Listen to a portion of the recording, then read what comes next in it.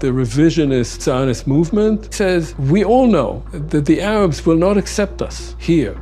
They will have to do it by force. Take the land of an indigenous group and build a different society on it. Jews and Israelis came to be seen as insiders. Israel became the American footprint in the Middle East.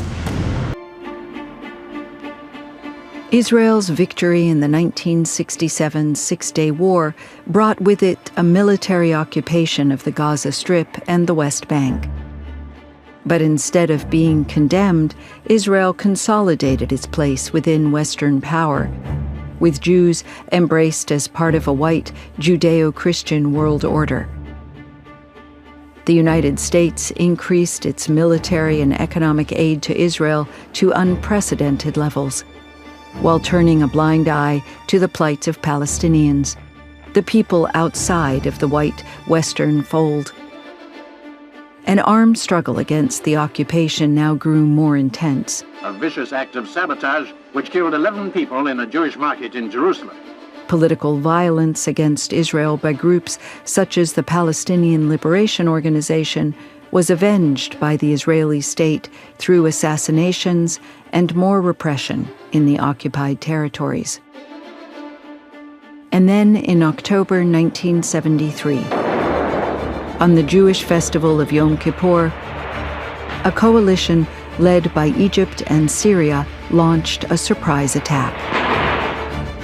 The Arab armies made shockingly early gains against an Israeli military that would eventually reclaim the upper hand. But Israel's initial failures were damning, its sense of invincibility now lost. The Labor Prime Minister Golda Meir resigned. 3 years later, in 1977, the Likud party, headed by Menachem Begin, once the leader of a Jewish terror group, was elected to power. For the first time, Israel had a right-wing party in government, with an avowed disciple of the hard-right ideologue Ze'ev Jabotinsky as prime minister. But Likud's rise wasn't just rooted in the failings of the 1973 war. It was fueled by the rage of Israel's Arab Jews.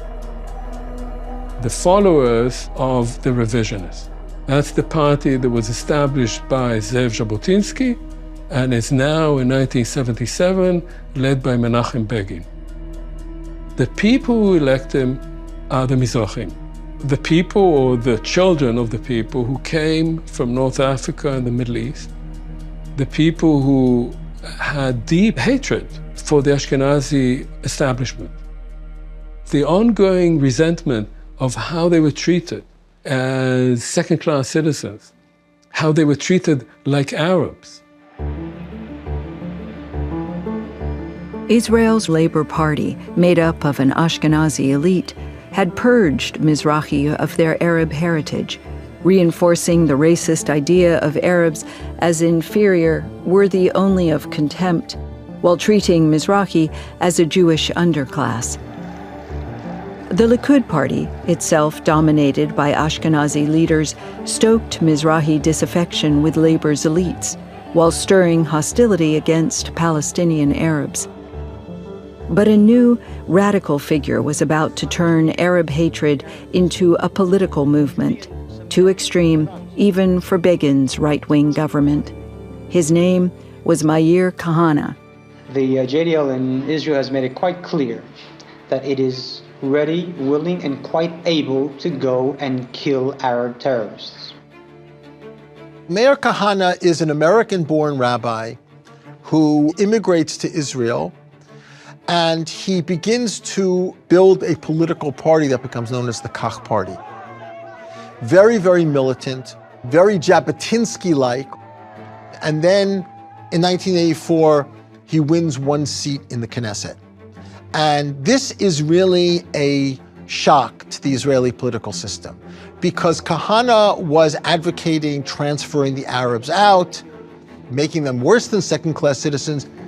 Any Arab who is ready to live here as a non-citizen with his personal rights and not his national rights can stay here. And any Arab who is not, and who looks forward to that day when Israel will become Palestine, must leave. That's not racism, that's common sense.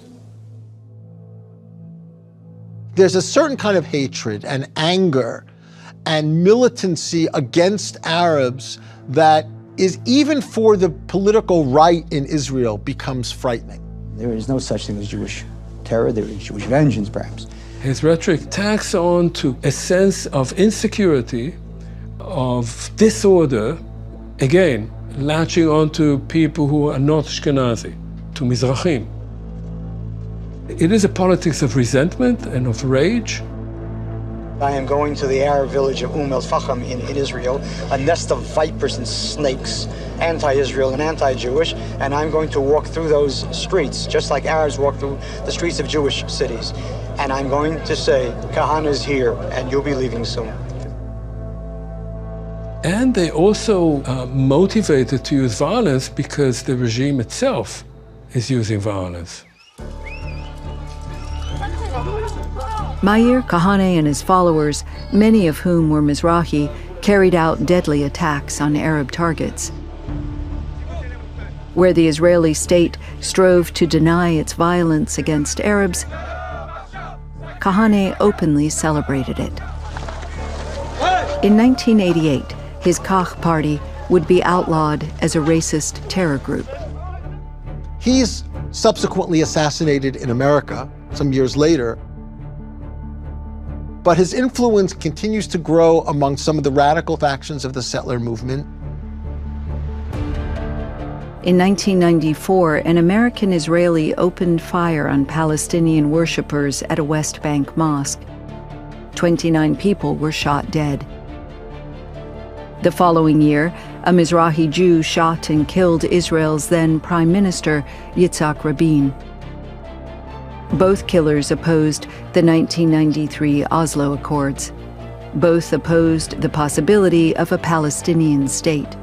Both were devoted followers of Meir Kahane.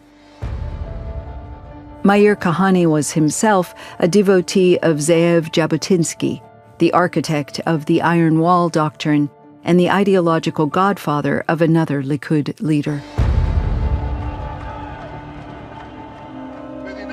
In 1996, Benjamin Netanyahu would become Israel's youngest ever prime minister. Netanyahu was steeped in Jabotinsky's ideas of forcing Palestinians into submission, and in the ideal of a greater Israel that swallowed all of Palestine. This was the ideology that Netanyahu shared with the extreme right, the same ideology that had dictated Zionist policy since the early 20th century.